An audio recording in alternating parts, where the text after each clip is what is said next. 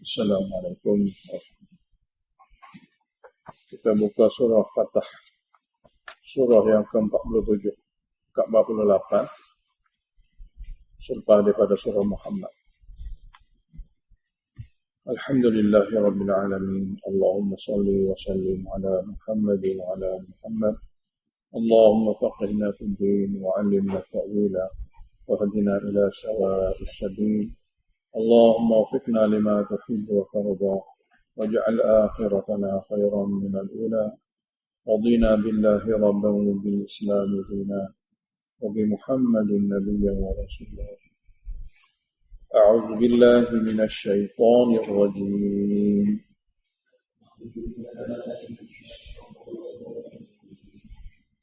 بسم الله الرحمن الرحيم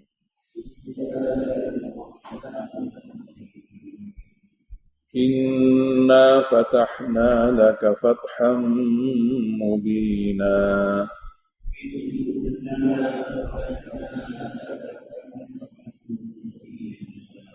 ليغفر لك الله ما تقدم من ذنبك وما تأخر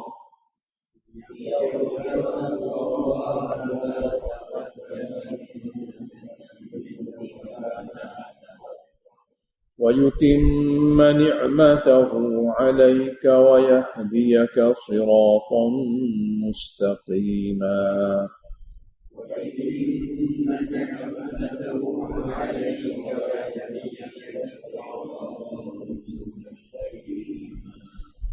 وينصرك الله نصرا عزيزا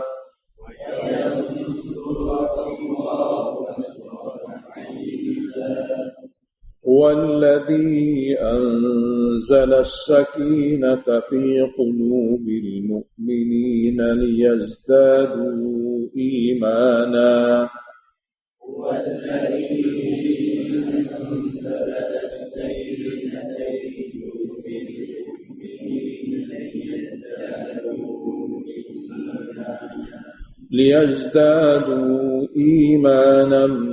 مع إيمانهم ولله جنود السماوات والأرض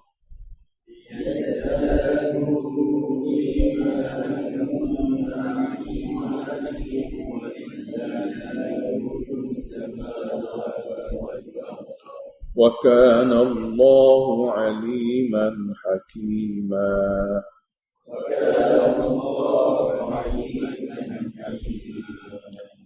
ليدخل المؤمنين والمؤمنات جنات تجري من تحتها الأنهار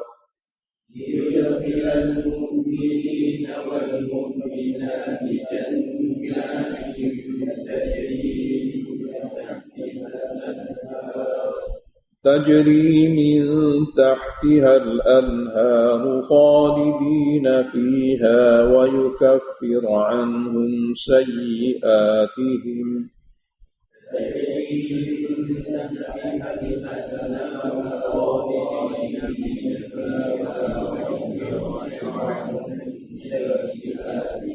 وكان ذلك عند الله فوزا عظيما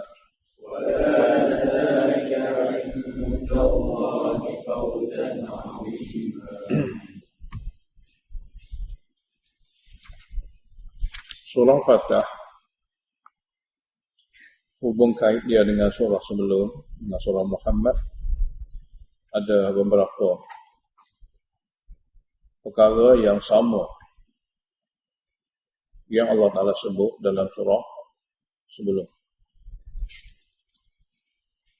Iaitu surah sebelum surah Qital, surah peperangan. Peperangan jika bertajuk jihad untuk menegakkan tauhid, maka tentu sekali Allah akan bagi kemenangan. Ia merupakan jaminan daripada Allah. Surah sebelum kita panggil surah Qital, surah ni kita panggil surah Fatah. Fatah dengan mana?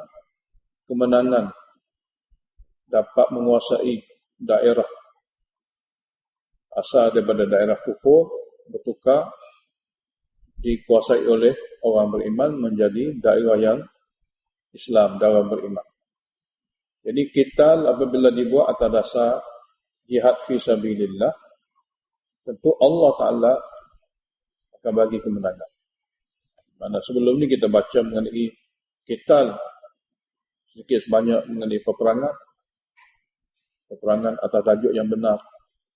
Maka surah ni memberitahu selepas peperangan berlaku dengan cara yang benar, ada jaminan kejayaan, ada jaminan kemenangan. Jadi dalam surah ni surah kemenangan. Sebelum ni disebut 3 golongan. Mukmin tulen, kafir tulen, dan kafir munafik. Karena dalam surah Muhammad sebelum ni ada 3 golongan. Allah sebut mukmin tulen pun ada di kalangan mujahidin. Lawan dia kafir tulen. Golongan manusia yang mengakui mereka adalah kafir. Mereka tidak Islam.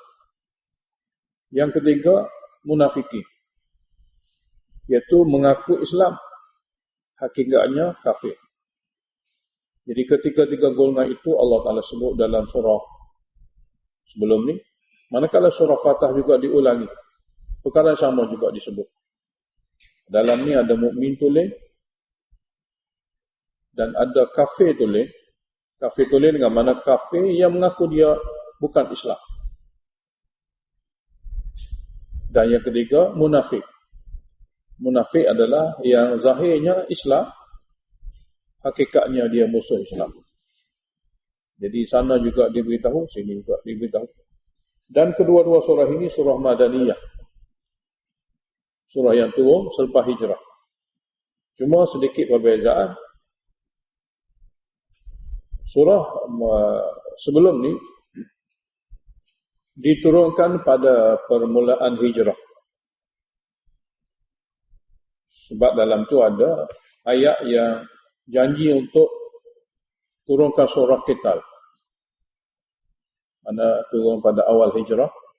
Yang ada dalam tu janji untuk disyariatkan qital. Dan syariat qital berlaku pada tahun 2 hijrah.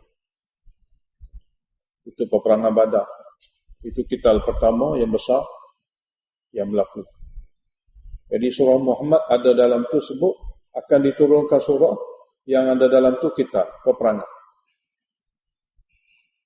Dan peperangan yang pertama yang besar, perang Badar tahun 2 hijrah. Mana selepas hijrah 2 tahun.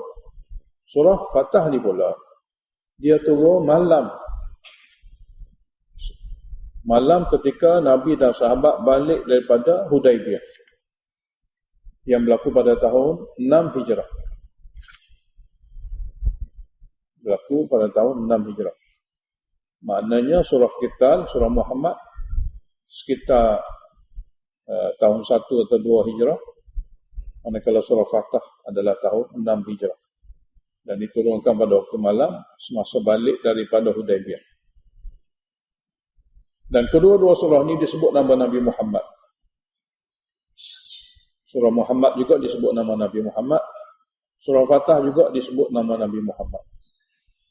Dalam Al-Quran, Nabi Muhammad SAW disebut nama Nabi jelas-jelas dengan nama Muhammad 4 kali. 4 kali. Duanya di antara surah Fatah pun ada, surah Muhammad sendiri pun ada. Manakala 2 lagi surah Ali Imran. 2 lagi surah Ali Imran dan surah Ahzab. Jadi nama Muhammad disebut 4 kali. 2-nya di sini surah Muhammad dan surah Fatah. Satu lagi surah Ali Imran dan surah Ahzab. Surah sebelum ni ada sebut in tansurullah yansurkum wa yuthabbit aqdamakum. Jika kamu sanggup menolong agama Allah, Allah pertama menolong kamu dan meneguhkan kaki-kaki kamu untuk melawan musuh. Dalam surah Muhammad ada sebut tasbit. yuthabbit aqdamakum. Tasbit maknanya meneguhkan kaki untuk lawan musuh. Manakala surah Fatah disebut sakinah. Sakinah ni adalah merupakan suatu bentuk ketenangan. Ya Allah Ta'ala teguhkan hati-hati orang yang beriman. Sana sebut teguh kaki, sini sebut teguh hati. Bismillahirrahmanirrahim. Fatah ni apa maksud? Fatah ni adalah makna umum bagi kemenangan. Kemenangan bermula daripada perjanjian Hudaibiyah sehingga terjadinya pembukaan kota Mekah. Fatah dengan mana suatu bentuk kemenangan bermula daripada perjanjian Hudaibiyah pada tahun 6 Hijrah hingga kepada membawa pembukaan kota Mekah. Pembukaan kota Mekah pada bulan Ramadan tahun 8 Hijrah. Iaitu kemenangan bermula daripada perjanjian Hudaibiyah dan membawa kepada pembukaan kota Mekah. Oleh kerana itulah para ulama dalam perkara Fatah di sini ada sebahagian mereka kata Fatah dengan mana Fatah Mekah. Cuma jumhur ulama tafsir, kebanyakan ulama tafsir kata Fatah dengan mana perjanjian Hudaibiyah. Dalil perjanjian Hudaibiyah kerana turunnya ayat ini selepas saja selesai perjanjian Hudaibiyah. Dan jarak di antara perjanjian Hudaibiyah dengan Mekah, dengan pembukaan kota Mekah 2 tahun kurang lebih. Selesai saja perjanjian Hudaibiyah, malam masa mereka balik ke Madinah, maka turunlah surah ini. Satu lagi, rahsia di sebalik kemenangan adalah boleh mengikuti wahyu. Walaupun mereka itu dicoba ataupun diuji dengan suasana yang bertentangan dengan akal.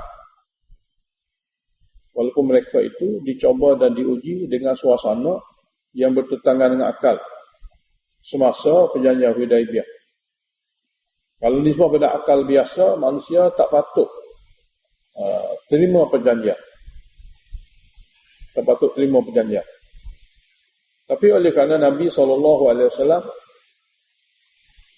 mengikuti wahyu, maka walaupun suasana, walaupun akal tidak boleh menerima keadaan itu, tapi wahyu Allah arahkan mereka supaya sempurnakan perjanjian, arahkan mereka supaya balik. Maka Nabi SAW sempurnakan perjanjian dengan orang kafir Quraisy dan Nabi balik begitu saja dengan tidak dapat masuk kota Mekah. Jadi para sahabat radhiyallahu anhum apabila dia dapati Nabi tegas untuk meneruskan perjanjian yang pada zahirnya macam berat sebelah, maka sahabat adalah satu orang yang ikut Nabi. Sebab Nabi adalah orang sahibul wahyu, orang yang akan dapat daripadanya wahyu. Nabi tak akan buat ikut hawa nafsu. Akal nak ajak ke mana sahaja tak kira, tapi ikut Nabi adalah seperti ikut wahyu. Dengan keadaan tidak suka, dengan keadaan marah, dengan keadaan tidak tidak selesa, tidak seronok. Karena berpatah balik dengan tidak boleh masuk Mekah. Mari jauh-jauh daripada Madinah untuk mau melakukan umrah, tiba-tiba dihalang, tak boleh masuk. Dan apa-apa yang kita akan baca berlakunya peristiwa-peristiwa semasa perjanjian Hudaibiyah. Jadi oleh kerana Nabi SAW patuh kepada wahyu,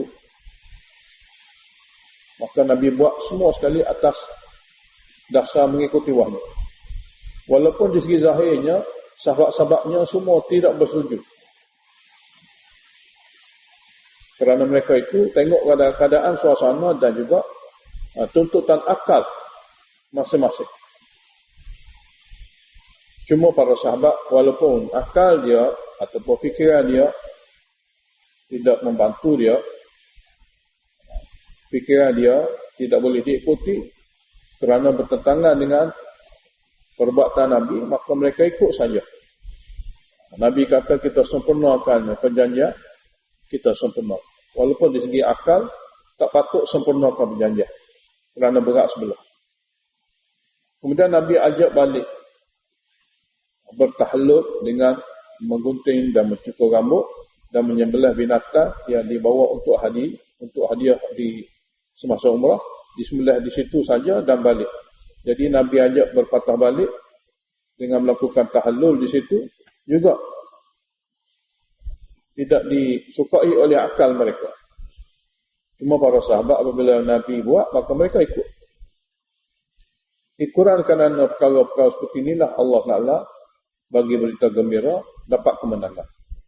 Jadi surah ni adalah surah tabsyir. Dapat kemenangan kerana boleh ikut wahyu. Dalam apa suasana pun mereka yakin dalam wahyu itu ada kebenaran. Dalam patuh wahyu itu ada kebenaran. Jadi kesimpulannya, kemenangan di sini adalah kemenangan Nabi dan para sahabat di dalam mengikuti wahyu Allah.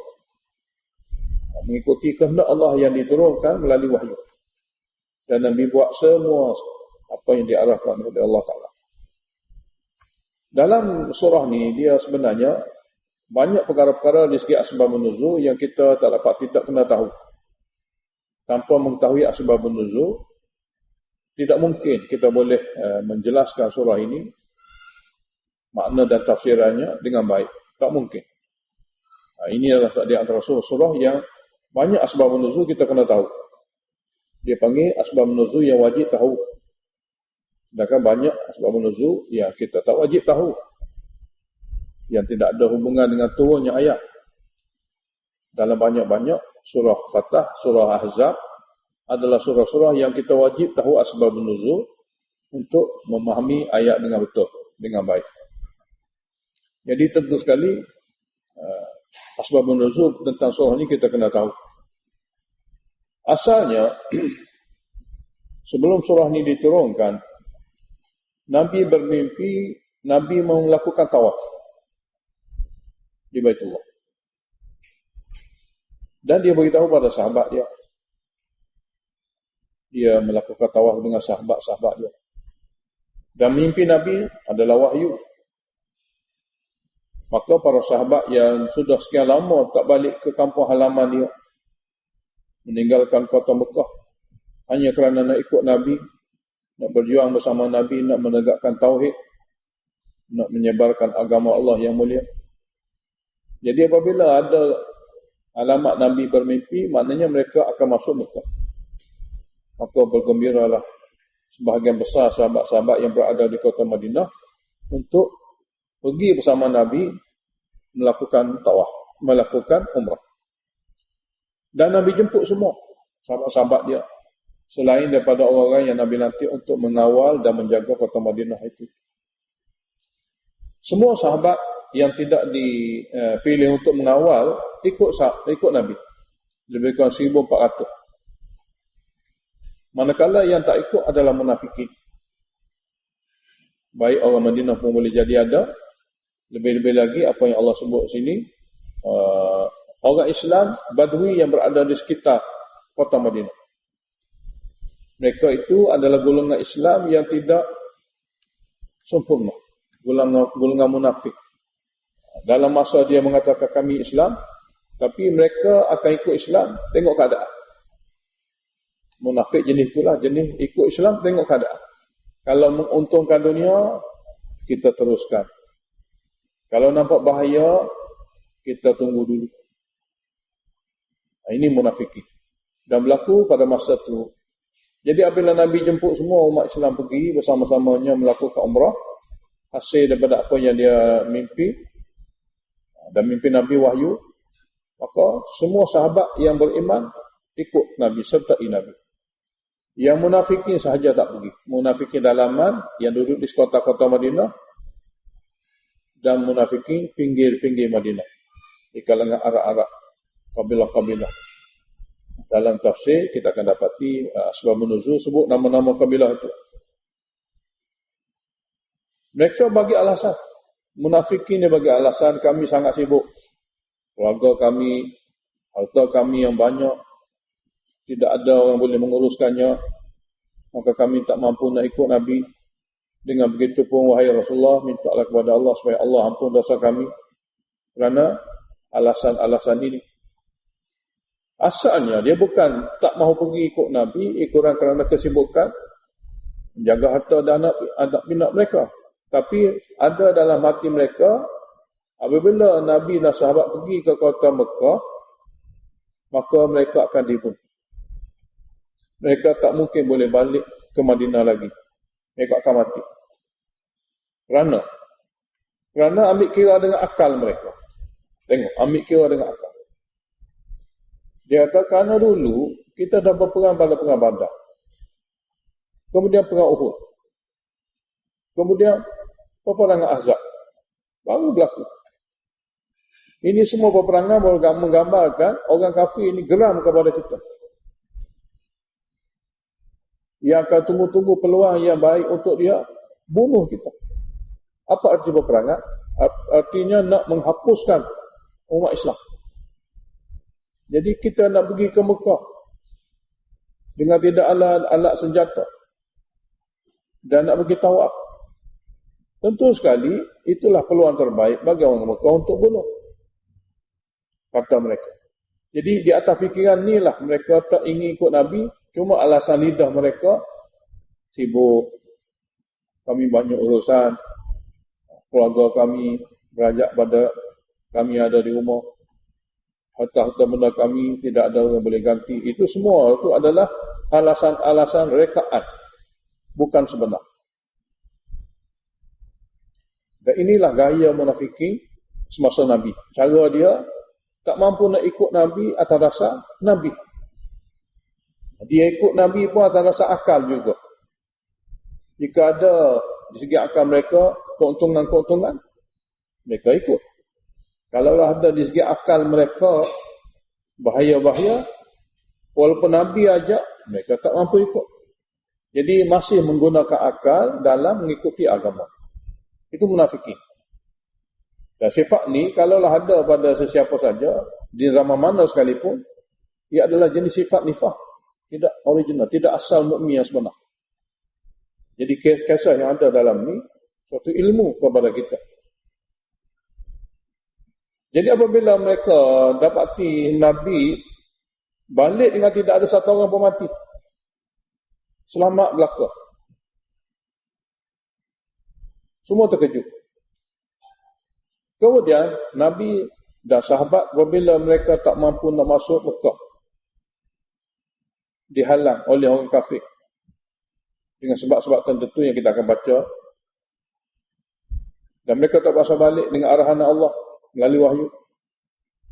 Jadi Mekah tak boleh masuk. Di samping itu balik dengan ada satu perjanjian yang berat sebelah pada akal mereka. Tapi mereka ikut semata-mata kerana Nabi kita. Nabi tak buat benda ikut nafsu, Nabi buat sesuatu mengikut wahyu. Jadi bersama Nabi ada wahyu, ikut sajalah. Akal boleh terima, tak boleh terima, kita ketepikan. Ikut kerana taat dan patuh tak berbagi sahabat-sahabat setia ni kepada Nabi, Allah janji satu nikmat, itu dapat harta Khaybar.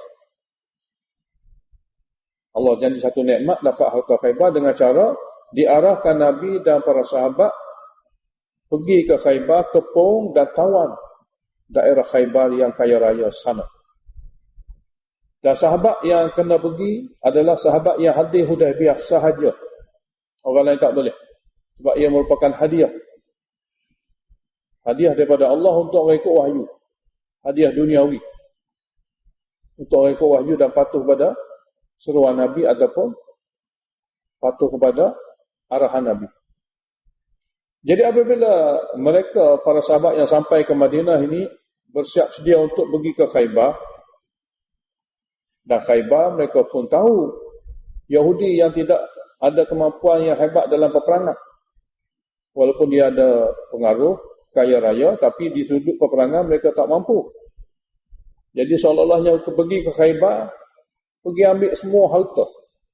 Dan Khaybar adalah tempat lubuk harta Yahudi. Yang mana orang Arab berhutang dengan mereka, bekerja sebagai kuli dengan mereka. Dan mereka pun tahu, mereka-mereka ni adalah seumpama bank dunia. Longgokkan harta begitu banyak di Khaybar. Jadi apabila ada arahan daripada Allah pergi ke Khaybar, maka munafikin yang tak mahu pergi bersama Nabi semasa umrah, nak pergi belakang. Minta kepada Nabi minta izin kepada Nabi untuk menyertai sama. Sebab apa? Di segi akal mereka, orang Yahudi Khaybar tak sama dengan Quraisy Mekah. Quraisy Mekah orang berani, ahli perang, orang tak takut, orang tak mudah kalah. Yahudi pengecut, kaya dan mudah untuk memperolehi kemenangan. Jadi dengan sebab akal itu mereka kata, kita kena pergi. Sebab apa? Sebab pergi ke Khaybar, ambil nama saja peperangan, memang menang sudah ada dalam tangan. Kemenangan sudah ada dalam tangan. Ini akal mereka. Lalu mereka menonjolkan diri, minta kepada Nabi untuk suruh serta. Allah turunkan ayat. Allah kata, Khaybar ni adalah untuk orang yang hadir bersama Nabi di Hudaybiyah. Ia adalah balasan duniawi, nikmat duniawi untuk orang patuh kepada ajaran Nabi ataupun mengikuti Nabi. Apabila mereka munafikin tidak diizin, tidak dibenarkan, mereka menuduh Nabi dan sahabat berdengki dengan mereka.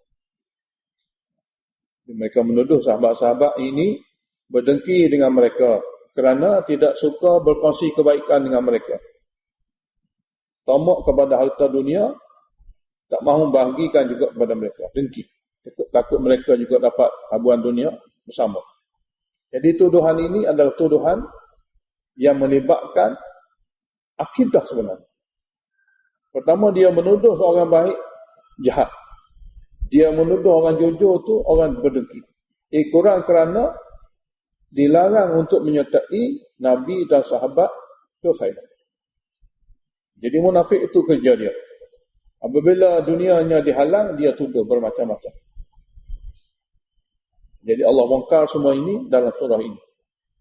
Jadi tajuk-tajuk yang kita akan baca dalam surah Fatah ada hubungan rapat dengan asbabun nuzul.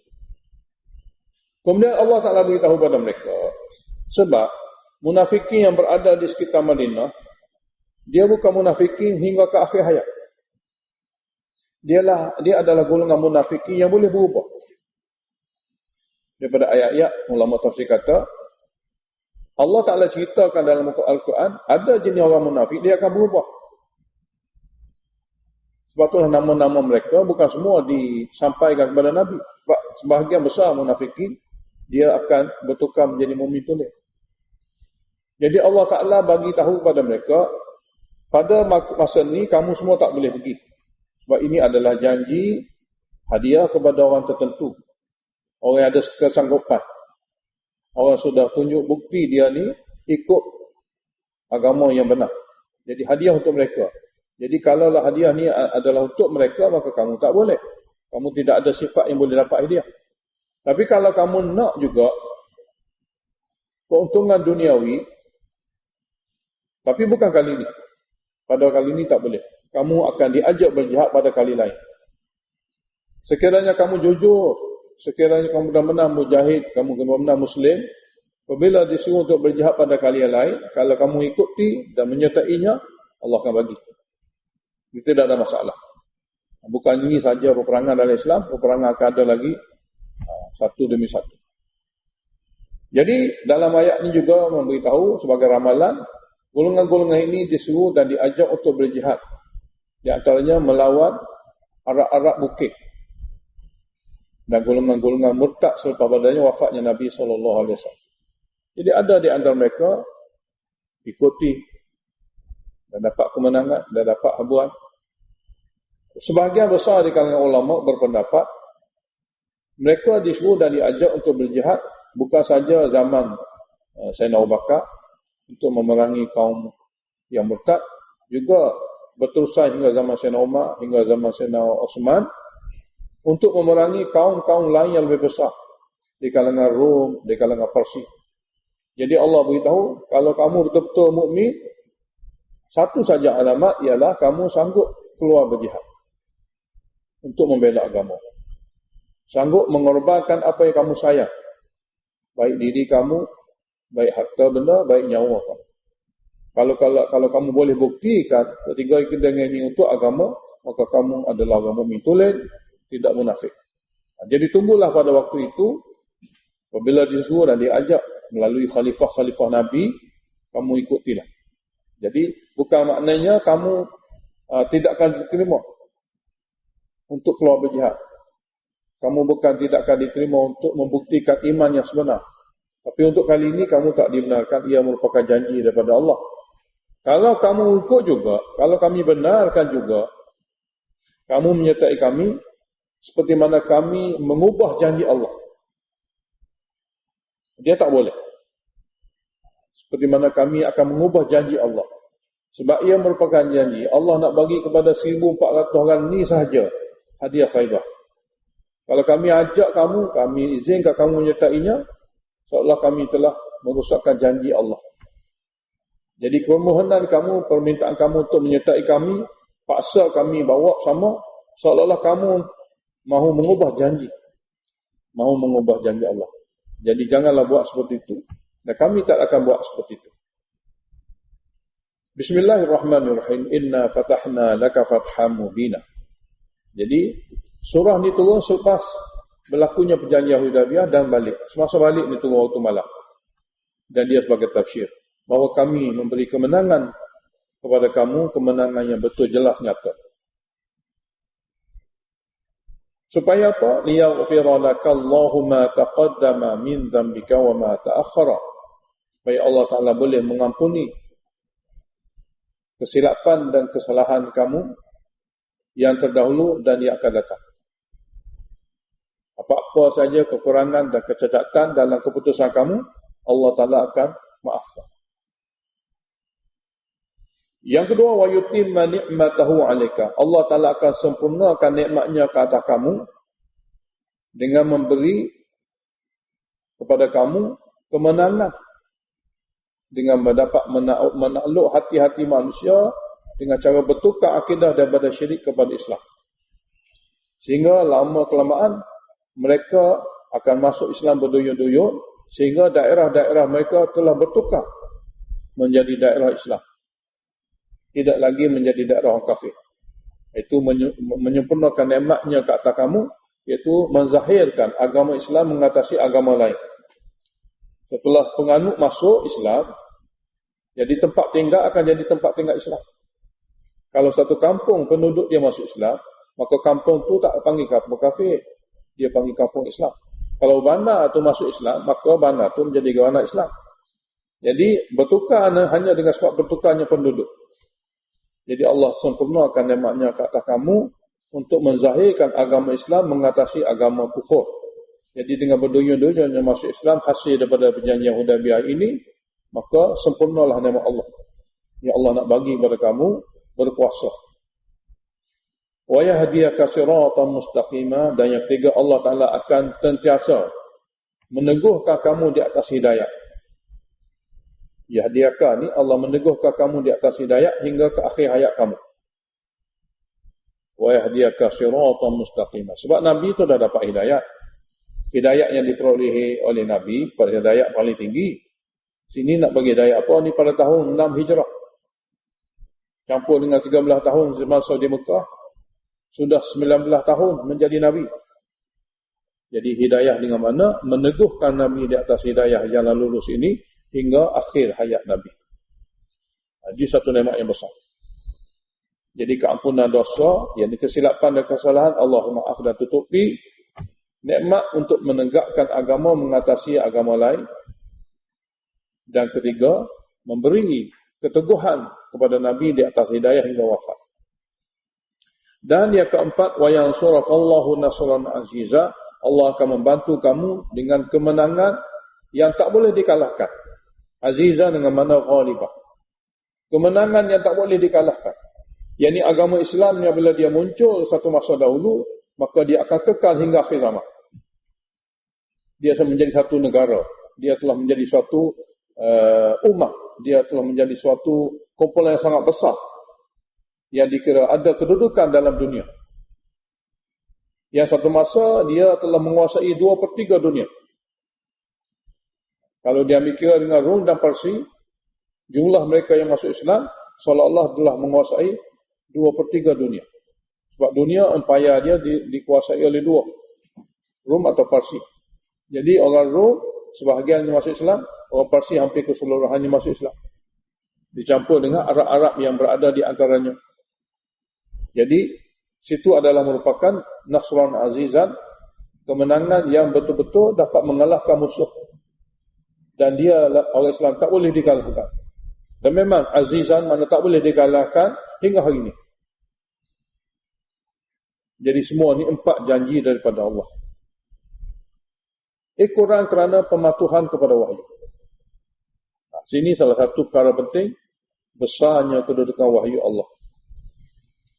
Boleh terima wahyu dan boleh mengenepikan akal kejayaan. Manakala Nabi adalah orang yang dijadikan contoh. Tidak dipersetujui oleh sahabatnya kerana bersalah dengan akal. Tapi oleh kerana wahyu Allah, Nabi buat. Cuma sahabat Nabi oleh kerana Nabi buat, tak suka macam mana pun mereka ikut. Ikut atas rasa wahyu Allah. Ini semua hadiah daripada Allah.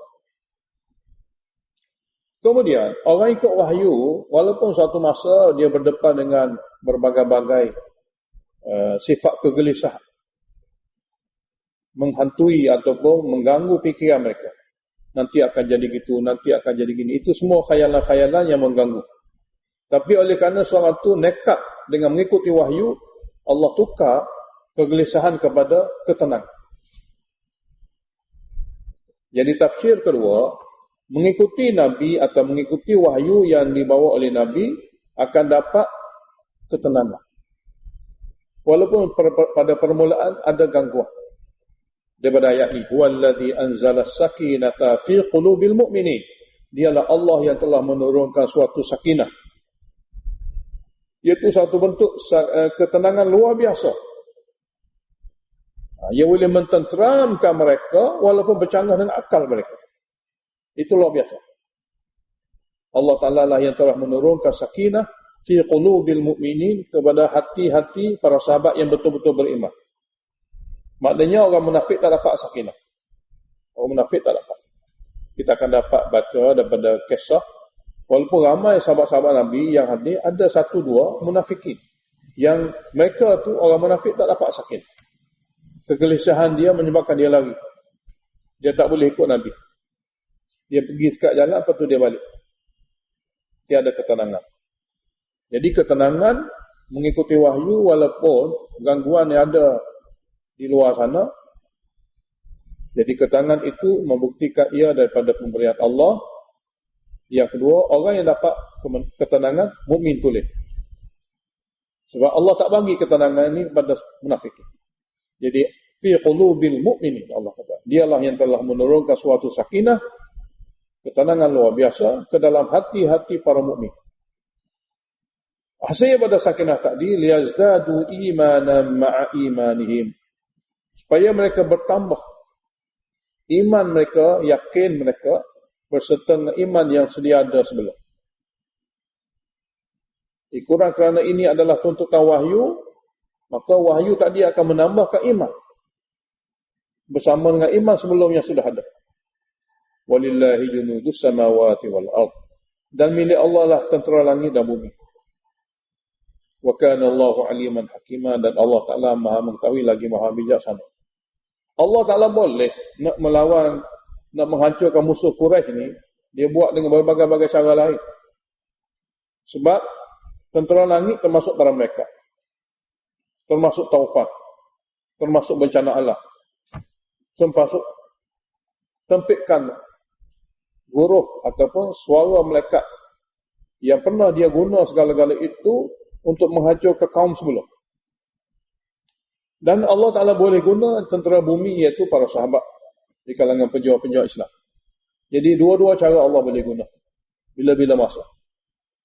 Jadi bagi Allah Ta'ala sudah ada tentera-tentera dia, baik tentera langit di kalangan para malaikat ataupun tentera dia di kalangan mujahidin di permukaan bumi.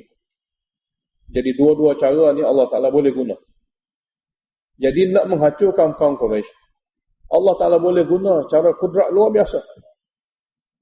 Tapi Allah tak guna, ada hikmah di sebaliknya. Jadi wallahu wa kana Allahu aliman hakimah. Allah Ta'ala maha mengetahui lagi maha bijaksana.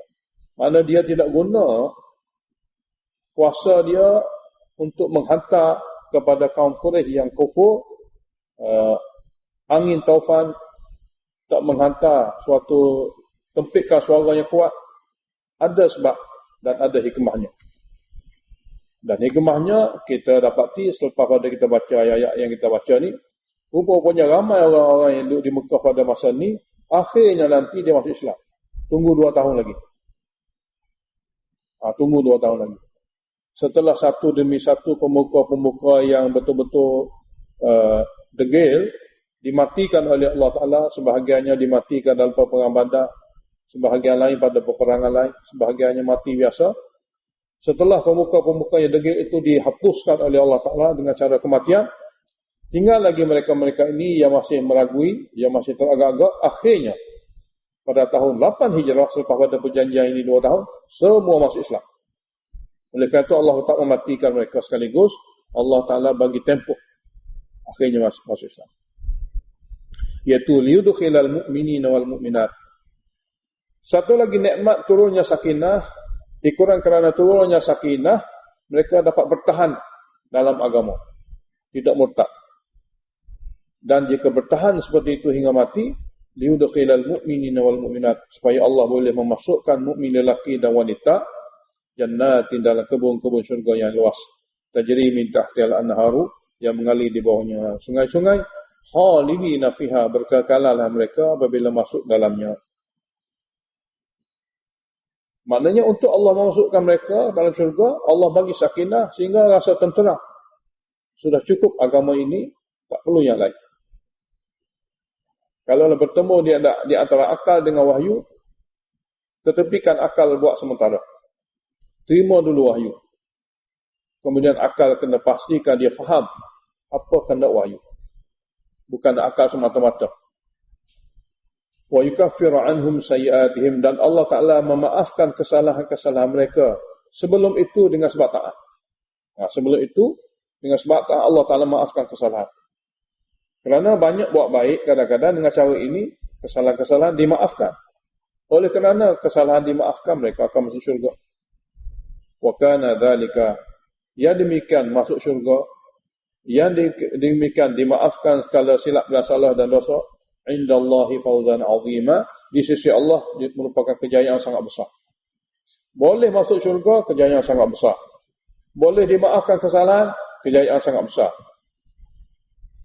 Dan wa yu'adzibal munafiqin wal munafiqat, Allah Ta'ala tak bagi sakinah kepada orang munafik. Jadi kegelisahan dia dalam agama menyebabkan dia murtad, ataupun kegelisahan dia kepada agama menyebabkan mereka menjauhi agama. Jadi akhirnya mereka mati sebagai munafik. Wa yu'adzibal munafiqin wal munafiqat, supaya Allah Ta'ala boleh menyiksa dan mengazab golongan munafik lelaki dan golongan munafik wanita. Wal musyrikin wal musyrikat, dan golongan kafir tulen, yang zahir mereka tu kafir lelaki dan juga kafir wanita. Yang mana kesemua mereka ini Allahni nabillah, yang berprasangka kepada Allah, dhanna sawi, prasangka buruk. Dia berprasangka kepada Allah Ta'ala, Allah tak bantu Muhammad dan sahabat. Allah biarkan Muhammad dan sahabat ini satu hari akan kalah. Agama yang dia bawa akan hilang. Itu prasangka buruk. Jadi golongan-golongan munafik, golongan-golongan yang syirik kafir ini berprasangka Allah tak bantu. Dengan sebab itulah mereka menjauhkan agama yang dibawa oleh Nabi. Wa ghadiballahu alaihim, disertai dengan Allah Ta'ala juga telah murka kepada mereka. Wa la'anahum, dan yang ketiga Allah laknat mereka dan menjauhkan mereka daripada rahmat. Yang keempatnya wa a'adda lahum jahannam, dan Allah Ta'ala telah sediakan sebagai tempat kekal neraka jahannam. Wa sa'at masira, dan seburuk-buruk tempat kembali neraka jahannam. Kemudian diulangi Allah berkuasa. Allah adakan perjanjian Hudaybiyah. Allah minta supaya balik dulu. Semua tu adalah kerana Allah Maha bijaksana, kerana Allah Maha mengetahui. Allah berkuasa dengan tentera-tentera langitnya untuk menghukum sesiapa saja, bila-bila saja. Jadi walillahi junudus samawati wal ard. Dan milik Allah juga tentera-tentera di langit dan di bumi. Wa kana Allahu azizan hakima, dan Allah Maha perkasa lagi Maha bijaksana. Jadi janganlah setiap akal manusia membuat keputusan mudah, maksudnya ini tak jadi kerana tak bersesuaian dengan akal. Itu jadi kerana bersesuaian dengan akal. Jangan buat keputusan mudah. Sebab apa? Sebab Allah mengatasi segala-gala. Allah boleh jadikan dalam api itu manusia boleh hidup. Allah Ta'ala boleh jadikan laluan yang sama untuk satu golongan selamat seperti Nabi Musa dan pengikut. Laluan yang sama Fir'aun dengan tenteranya mati lemas. Sebab Allah berkuasa. Jadi janganlah setiap apa yang diberitahu oleh Allah melalui wahyu yang bercanggah dengan akal kamu terus menolaknya dengan berprasangka buruk. Kemudian Nabi dipilih oleh Allah untuk kebahagiaan. Tak ada dalam agama yang dibawa oleh Nabi ini akhirnya tak bahagia. Akhirnya tak berjaya. Akhirnya kandas. Akhirnya merana. Tidak ada. Sebut kata Nabi yang dipilih bermakna dalamnya lah segala-gala janji baik Allah. Jadi Allah beritahu, inna arsalnaka syahidah. Sesungguhnya kami telah memilih kamu sebagai rasul, sebagai saksi bagi umat kamu. Ini salah satu daripada dakwah risalah. Ini salah satu. Sebenarnya dakwah dalam Al-Quran ada 3. Dakwah tauhid, dakwah risalah dan dakwah akhirat. Cuma dakwah tauhid berkali-kali, banyak kali. Boleh dikatakan berbanding dengan dakwah 2 lagi, dia menguasai Al-Quran ini kepada 80% lebih. Diulangi dakwah tauhid. Tapi kadang-kadang diberitahu juga dakwah risalah seperti ayat ni. Kadang-kadang diberitahu juga dakwah akhirat pada suatu ayat yang lain. Jadi ini salah satu dakwah tauhid, dakwah risalah. Makna maksud terpenting dalam Al-Quran di antara lain adalah Nabi akhir zaman. Nabi akhir zaman adalah maksud terpenting. Jadi menerima Al-Quran selain pada menerima tauhid, wajib juga Nabi akhir zaman diterima. Inna arsalnaka, bahawa kami telah memilih dan mengutus kamu wahai Muhammad, syahidan sebagai saksi untuk umat kamu. Wa mubasyiran sebagai pemberi berita gembira kepada orang boleh taat dan ikuti wahyu Allah. Wa nadhiran, seorang memberi peringatan amaran kepada mereka yang masih degil. Supaya apa? Dengan kamu dipilih menjadi Nabi, litu'minu billah, supaya kamu semua, Nabi dan umat, supaya kamu semua, Nabi dan umat, semua beriman kepada Allah, wa rasulihi, dan kepada Rasulnya. Nabi sendiri kena beriman, dia adalah Rasul Allah. Kita beriman Nabi Muhammad adalah Rasul Allah. Nabi sendiri, dia kena beriman, dia adalah Rasul Allah. Jadi supaya kamu semua beriman kepada Allah dan beriman kepada Rasulnya. Wa tu'azziruhu, dan supaya kamu semua membantu agama Allah. Maknanya bukan saja beriman, bahkan membantu agama Allah. Bagi mengembangkan agama Allah. Wa tuwaqqiruhu, supaya kamu memuliakan agama Allah. Supaya kamu memuliakan agama Allah. Atau supaya kamu memuliakan Allah. Wa tusabbihuhu bukratan wa asila, dan supaya kamu sentiasa bertasbih, memuji dan memuji Allah Ta'ala pagi petang. Jadi Nabi diutus untuk tujuan-tujuan seperti ini. Iman kepada Allah dan membela agama. Ayat yang ke-10, sebenarnya ia merupakan suatu isyarat kepada berlaku pada masa Hudaybiyah. Masa Nabi sahabat sampai ke Hudaybiyah, beberapa kilometer untuk masuk ke Mekah, Nabi terlebih dahulu hantar wakil untuk bertemu dengan pemuka Quraisy bagi tujuan memberitahu pada mereka kedatangan kami untuk bukan berperang, bahkan untuk masuk buat umrah. Kami datang pada masa ni, pada kali ini, tidak sekali-kali dengan niat untuk memerangi, sebaliknya kami masuk untuk melakukan umrah. Maka bagilah keizinan kepada kami, jangan ganggu kami untuk masuk melakukan hijrah dan melakukan umrah. Kami tidak bawa apa-apa senjata dengan niat itu. Dan umrah ini, kita kena tahu, orang Mekah tahu ibadat. Sebab dia apa buat? Boleh jadi orang Mekah dulu, Quraisy dulu, dia lebih mahir buat dalam melakukan umrah berbandingkan kita tak pernah pergi buat umrah. Sebab dia tahu umrah ni. Jadi nak beritahu kepada orang Mekah, kedatangan kami pada kali ini untuk umrah. Yang ini untuk melakukan tawaf dan bersa'i. Sebab umrah maknanya tawaf, sa'i dan cukup. Itulah umrah. Tak ada benda lain. Dan ini semua dibuat kerana Allah. Jadi izinlah kami untuk masuk di daerah kamu, di tengah-tengah masjid, untuk melakukan tawaf 7 kali, untuk melakukan sa'i 7 kali, lepas tu bercukur, lepas tu balik. Kamu pun tahu ini amalan. Dan kamu pun tahu perkara ni dibuat kerana Allah. Jadi izinlah kepada kami. Ada riwayat mengatakan Nabi SAW dicadangkan supaya Sayyidina Umar dihantar. Sayyidina Umar kata, ya Rasulullah, saya boleh pergi. Saya tidak ada masalah. Satu pun saya tak takut. Tapi saya takut hasrat Nabi untuk berbincang itu tidak tercapai kerana saya jenis orang yang tidak akan tunduk pada sesiapa.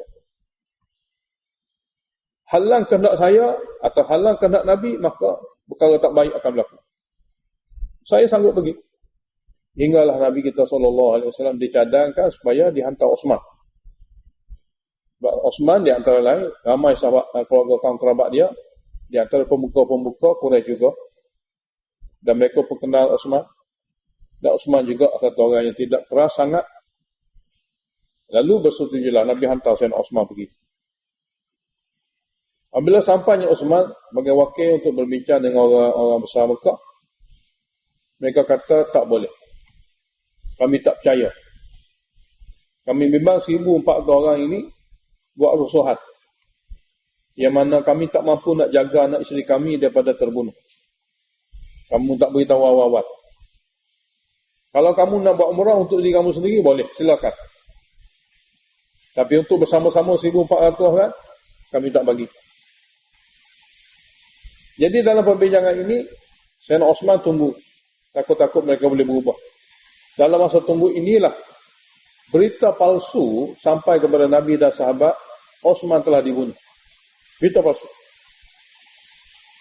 Daripada syaitan. Sampai berita Osman telah dibunuh. Sedangkan Osman hanya tunggu supaya diberi keizinan untuk Nabi dan sahabat-sahabat lain melakukan umrah. Kata Osman, adapun saya untuk melakukan umrah tanpa Nabi, tak mungkin. Saya tak akan buat umrah tanpa sahabat-sahabat saya, lebih-lebih lagi tanpa Nabi saya. Jadi kalau kamu izinkan semua, kalau tidak kami tak akan buat umrah. Setelah sampainya berita kematian Sayyidina Osman, maka para sahabat naik marah. Nabi juga marah. Kerana kurang ajarnya orang kafir Mekah ini membunuh perwakilan. Lalu di atas berita itu, para sahabat telah berjanji setia dengan Nabi di bawah satu pokok untuk mati kerana agama. Maka melakukanlah bai'ah, perjanjian setia untuk mati. Sama ada kita dapat kemenangan tawan kota Mekah ini atau kita mati syahid. Kita tak akan balik begitu saja. Maka berlakulah bai'ah, seorang demi seorang, seorang demi seorang. Semua 1,400 sahabat Nabi berbai'ah.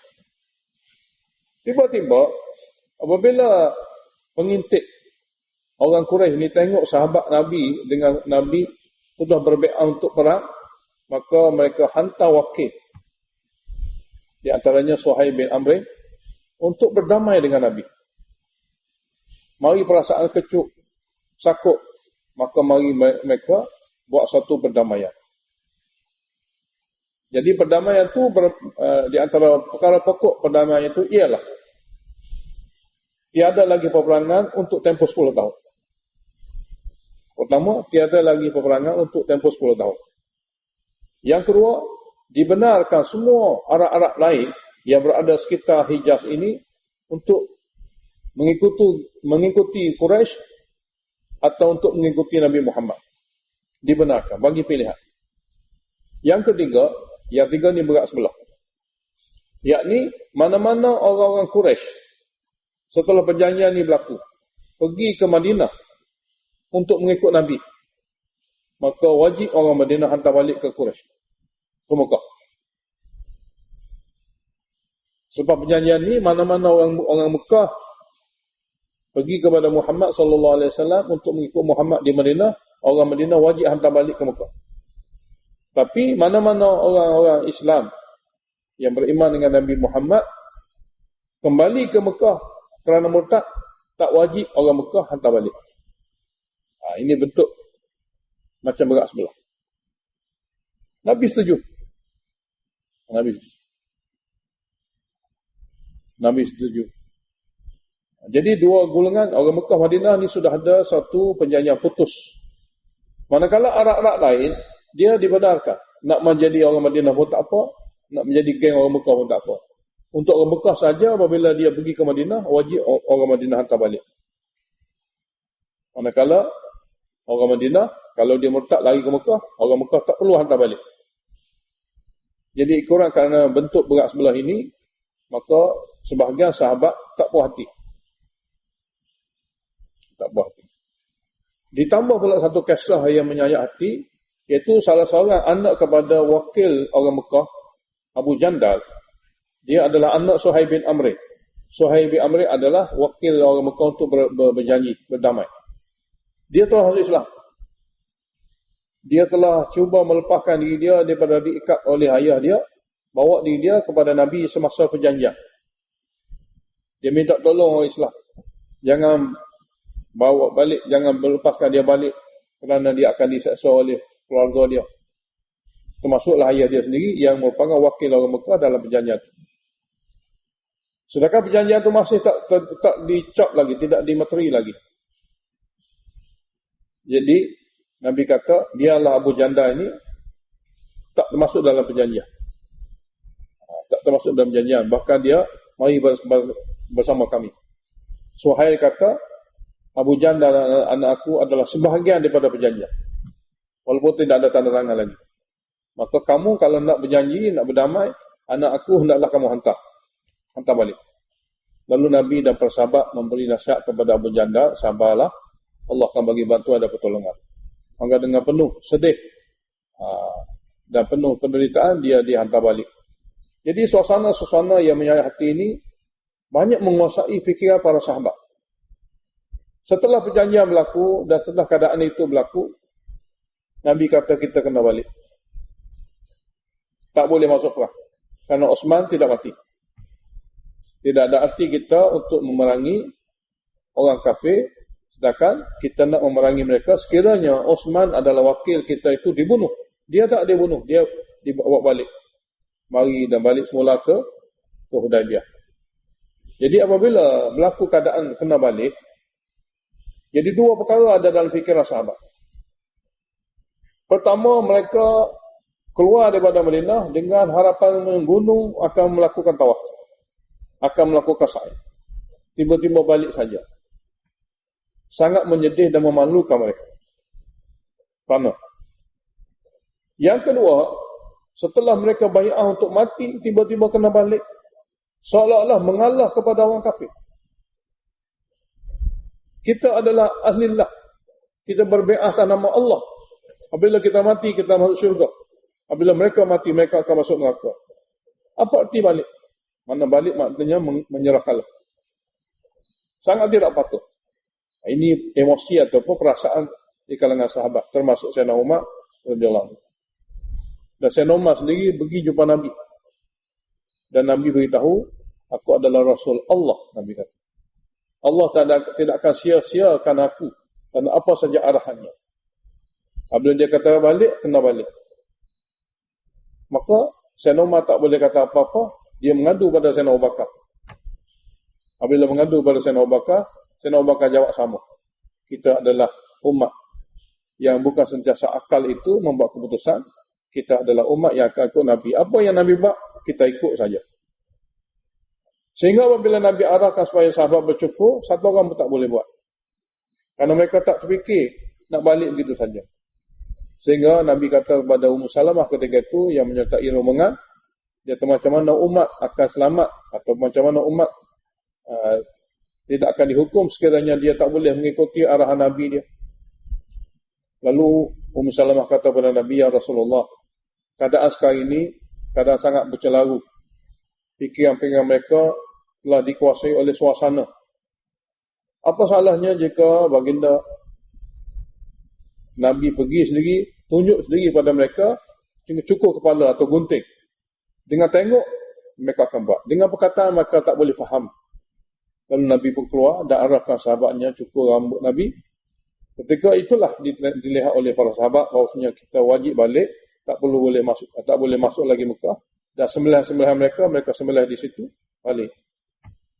Dengan perasaan hibah lagi sedih, dalam perjalanan pulang pada waktu malam, turunlah surah ini. Sehingga salah seorang sahabat Nabi kata kepada Nabi, ya Rasulullah, apakah kemenangan ini? Mana balik saja ni kemenangan? Nabi kata, ya, ini adalah kemenangan. Kerana kemenangan mengikuti wahyu. Bukan kemenangan mengikuti perasaan dan nafsu. Jadi pada ayat ini Allah Ta'ala ceritakan, innal ladzina yubayyi'unaka innama yubayyi'una Allah. Sesungguhnya orang yang berbai'ah, berjanji setia dengan kamu wahai Muhammad, mereka sebenarnya berjanji setia dengan Allah. Kerana peperangan kalau seandainya berlaku bukan kerana duniawi. Memang kerana yakin kepada pertolongan dan bantuan Allah. Yadullah fawqa aydihim, tangan Allah di atas tangan mereka. Dulu orang Arab, apabila dia bai'ah dengan satu orang, dua orang, merasmikan bai'ah itu, ada tangan orang lain yang tiga meletak kat atasnya sebagai perasmian. Dia bai'ah di antara satu orang dengan satu orang, dua belah tangan, mana tangan ni dengan tangan ni. Bagi melengkapkan perjanjian bai'ah itu, ada satu tangan orang tengah, dia letak di atasnya. Apabila peletakan tangan atas dua tangan tadi, maka cara rasminya bai'ah telah selesai. Itu apa yang berlaku pada kalangan mereka. Jadi Allah Ta'ala nak beritahu kepada kita, yadullah fawqa aydihim, tangan Allah di atas tangan mereka. Jadi perasmian bai'ah itu daripada Allah Ta'ala. Redha Allah Ta'ala itu di atas perjanjian tadi.